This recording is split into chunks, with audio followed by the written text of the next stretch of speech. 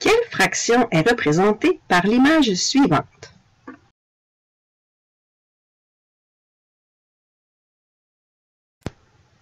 Bravo, tu as raison. Cette fraction se nomme 3 dixièmes et s'écrit de cette façon. Et maintenant, peux-tu nommer la fraction représentée par la partie violette du modèle suivant?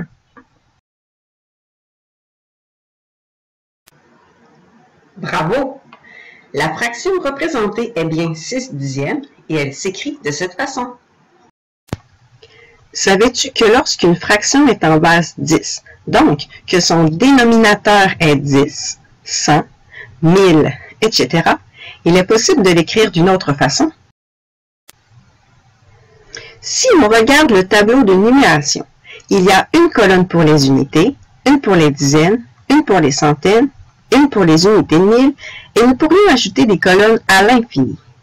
Chaque colonne représenterait un nombre 10 fois plus grand. Lorsque nous avons illustré la fraction 3 dixièmes, nous avons représenté une quantité plus petite que 1. Serait-il possible de transposer cette même quantité dans notre tableau de numération? Si je reprends le même tableau, je dois ajouter une colonne correspondant à une valeur 10 fois plus petite que 1, car mon entier était divisé en 10. Cette position porte le même nom que mon dénominateur, les dixièmes. Ainsi, 3 dixièmes pourraient s'écrire de deux façons différentes. Afin de bien identifier la position des unités, une convention a été adoptée. On place une virgule à droite de l'unité. De plus, si un nombre décimal ne possède aucune unité, on doit absolument inscrire un 0 à cette position. Maintenant, peux-tu nommer la fraction représentée par le modèle suivant?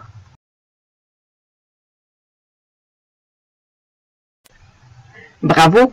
Il s'agit bien de 8 centièmes. Saurais-tu écrire cette fraction en notation décimale?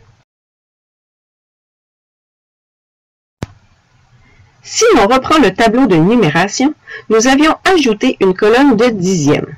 Comme les centièmes sont 10 fois plus petits que les dixièmes, nous pourrions ajouter une colonne à sa droite qui porterait le nom de centièmes.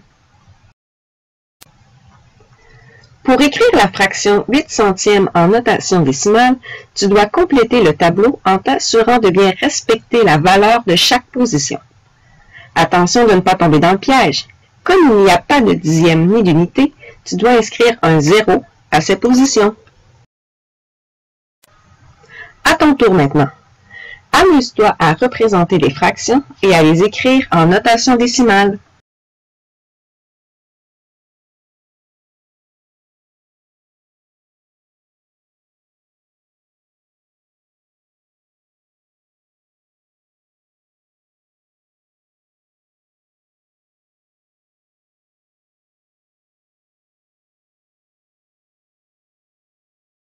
Created using Powtoon.